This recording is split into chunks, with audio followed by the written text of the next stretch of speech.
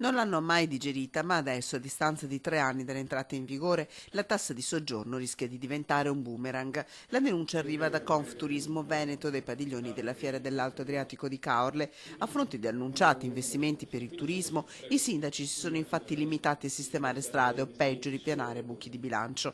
A mettere ordine può pensarci solo il governo, per questo parte un chiaro invito a Roma. Non verrà cancellata, benissimo, parte un regolamento nazionale che dice esattamente a quali capitoli di spesa vanno i soldi della tassa di soggiorno. Non possiamo permetterci il lusso di vedere città come Venezia che ricava 30 milioni di euro dalla tassa di soggiorno e li usa per tappare i buchi delle varie municipalizzate.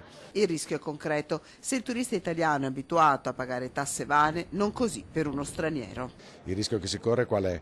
Quello che il nostro cliente danese, tedesco, svedese che sia, abituato a paesi normali, fra 5 anni venga a dirci: scusami Marco, sono 4 anni che ti do 30 euro l'anno, fanno 170-180 euro quello che è. Dove sono finiti questi miei soldi e io cosa gli rispondo al cliente? Resta un settore in leggera crescita, almeno sul fronte presenze, quello del turismo delle spiagge venete.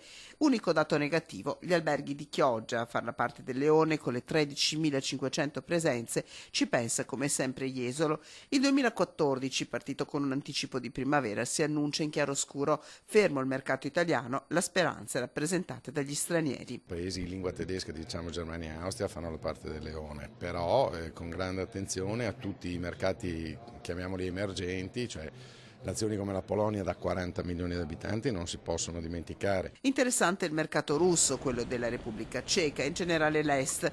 Gli alberghi per ora tengono, ma dagli organismi di categoria arriva un richiamo. Le strutture vanno sistemate e rinnovate, servono al più presto nuovi investimenti.